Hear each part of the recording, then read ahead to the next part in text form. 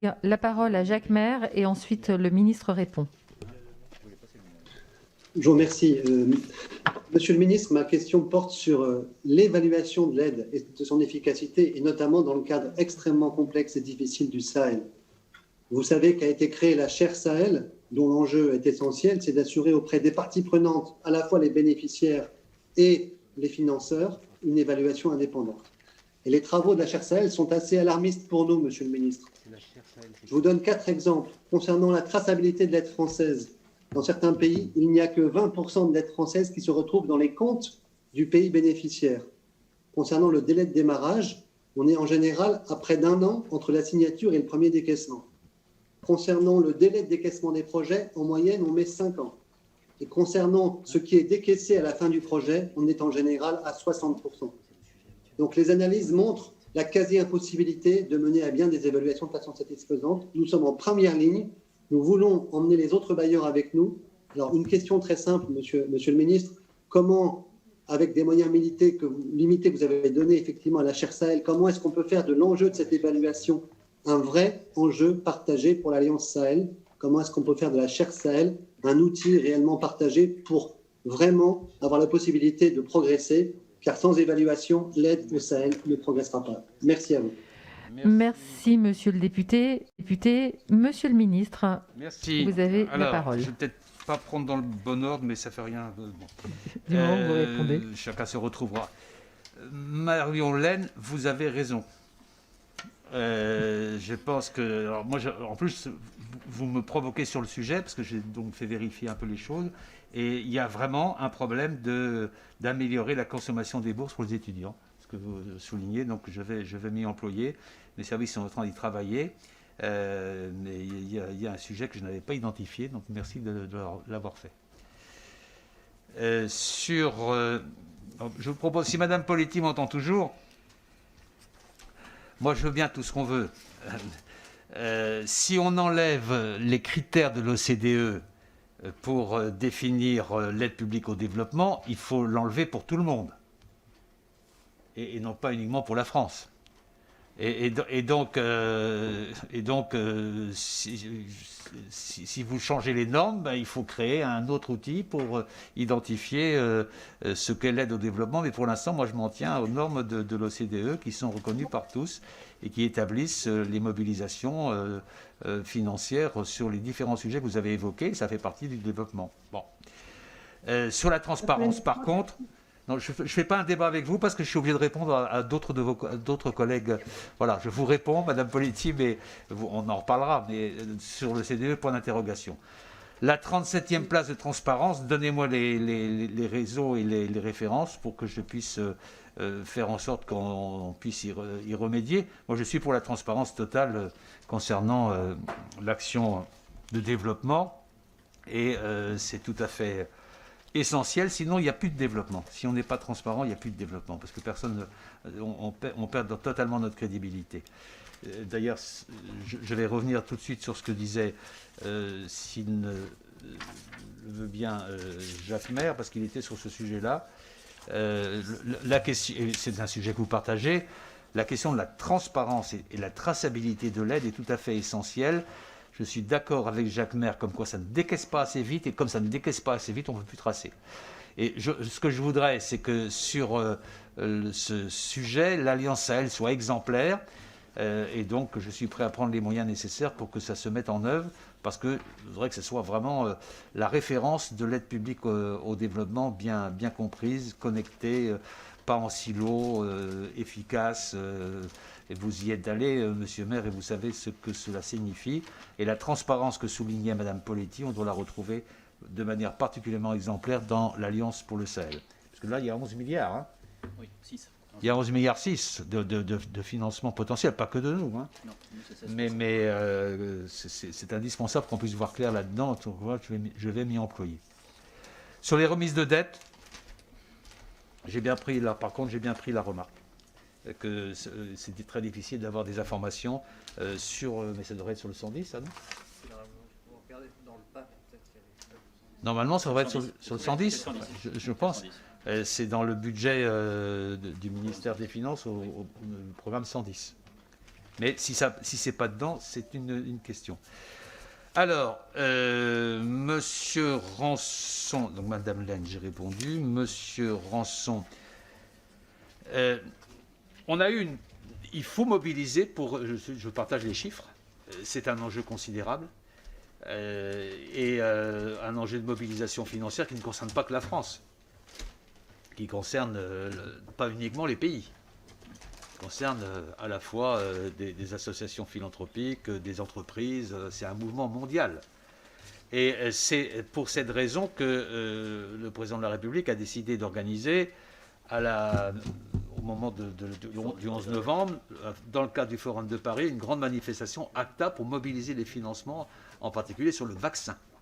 Et c'est la condition du bien commun, du bien public, du bien commun. Que le vaccin soit un bien commun de l'humanité, qui puisse être partagé et que l'on puisse agir en anticipation pour sortir de la crise renforcée. Alors je sais que la Banque mondiale est prête à donner beaucoup, je sais que la Fondation Gates aussi, et ça sera l'événement qui permettra le 11 et 12 novembre de mobiliser la levée de fonds. Voilà ce que je voulais vous répondre. Je pense que sur le descriptif d'ACTA, j'ai donné les réponses en répondant à M. Lecoq. Sur Madame Tanguy, sur le Brexit, c'est vrai que c'est peut-être un peu tard pour en parler. Néanmoins, d'abord, la date du 15 octobre, c'est le Premier ministre Boris Johnson qui l'annonce. Ce n'est pas la position du Conseil européen qui se réunit effectivement jeudi et vendredi, mais ce n'est pas obligatoirement là que ça se noue, dans la mesure où les négociations, pour l'instant, n'ont presque pas avancé. Il reste 3 points de négociations difficiles. D'abord, l'égalité de la concurrence sur le marché intérieur européen, et donc le fait que les normes de concurrence, les aides d'État, les normes environnementales soient prises en compte par le Royaume-Uni, parce que si on dit c'est nos quotas, on dit nos quotas, nos tarifs, nos quotas, nos dumping. Nos tarifs, nos quotas, nos dumping. Eh bien, s'il y a nos tarifs, nos quotas, nos dumping, ça veut dire que les règles de concurrence soient mises à plat et soient des règles soient loyales. Ce n'est pas le cas. Deuxièmement, la pêche fait y revenir. Et troisièmement, les conditions de gouvernance. Il reste ce triptyque-là sur lesquels on n'avance pas depuis longtemps. C'est la 9e semaine des négociations et ça bouge très peu. Et donc, tel que c'est maintenant, l'hypothèse d'un no deal est l'hypothèse très, très crédible, très malheureusement vraisemblable aujourd'hui, mais on sait l'habileté britannique à faire de la tactique. Et s'il y a deux messages que je voudrais vous délivrer à la fin de cette audition, c'est que concernant le Brexit, c'est que même si les Britanniques sont de redoutables tacticiens, aujourd'hui, l'heure n'est plus à la tactique. On a fini de jouer. On arrive à l'échéance. L'échéance, c'est avant la fin de l'année de toute façon. Ça veut dire que entre le 15 octobre et la mi-novembre, tout doit se jouer. Et le no deal n'est pas, de notre côté, l'hypothèse qui nous paraît la plus favorable pour les Britanniques. Mais nous nous sommes préparés à toutes les éventualités. J'observe aussi, Madame Tanguy, que sur cette question, j'étais hier matin, j'ai vu à Luxembourg. Hier matin à Luxembourg pour une réunion des ministres des Affaires étrangères, on avait pas mal d'autres sujets, mais sur cette question-là, je constate que les Européens restent unis. Y compris par rapport à l'initiative de la loi sur le marché intérieur qui a été initiée par Boris Johnson, qui est contraire à l'accord de retrait signé entre le Royaume-Uni et l'Union européenne il y a 1 an, et cette position est inacceptable, et tout le monde le dit. Donc, premier principe, l'heure n'est plus à la tactique, et deuxièmement, la pêche ne doit pas être la variable d'ajustement de l'accord. Et je suis pour ma part extrêmement vigilant sur le sujet. L'accès privilégiée au marché unique que souhaite le Royaume-Uni est indissociable des garanties obtenues pour nos pêcheurs. Donc, je le dis avec beaucoup de fermeté, et il faut maintenant faire en sorte que les Britanniques comprennent que ce n'est pas un dossier à part. Il n'y a pas d'accord séparé sur le sujet, et c'est la position du président de la République qu'il défendra si cette question est abordée après-demain au Conseil européen. Nous avons en plus sur les conditions d'accès aux eaux, aux ressources, la nécessité d'avoir une prévisibilité pluriannuelle, d'avoir des normes techniques communes, d'éviter les distorsions de concurrence, tenir compte des droits historiques et tenir compte des quotas. Une discussion vigoureuse à avoir avec les Britanniques. C'est un sujet lourd sur lequel nous nous battons et sur lequel, ayant eu dans une vie antérieure la responsabilité de la mer pour ce pays, j'ai aussi de l'attachement et de la vigilance. Monsieur Julien Laferrière, oui, entre 14 et 15, je top. Voilà, je dis ça vraiment en fin de... C'est ça à peu près.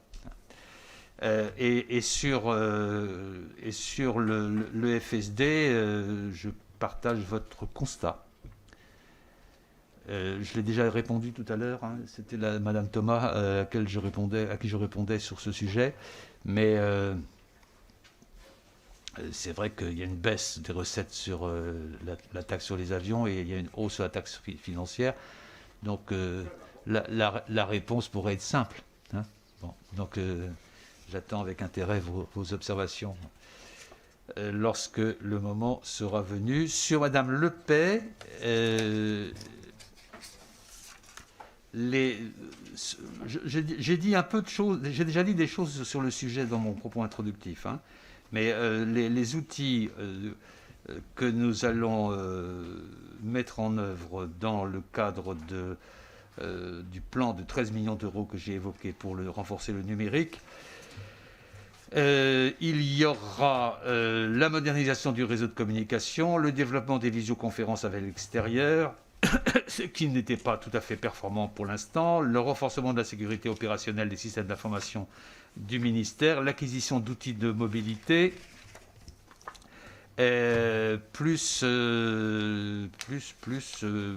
là l'essentiel, puisque les autres sujets liés à l'application du numérique, je les ai référencés tout à l'heure en répondant tout à l'heure, je ne sais plus, je crois que c'était à M. Herbillon, sur ce point, sur les RECE et tout cela. Voilà, donc c'est un sujet important, un plan important de modernisation et de renforcement du numérique qui a été rendu absolument nécessaire et dont on a pu constater la nécessité par le moment de la crise de la Covid. Donc nous allons investir massivement dans le numérique. Voilà, Madame Le Pen, ce que je voulais vous dire dans la liste des observations. Merci beaucoup. Merci, Monsieur le Ministre. Merci pour toutes vos réponses et surtout pour votre disponibilité. Vous avez entamé le temps que vous nous aviez imparti et vous pouvez compter sur nous pour rester vigilants et mobilisés. La séance est levée et nous reprendrons nos travaux demain à 9h30. Merci.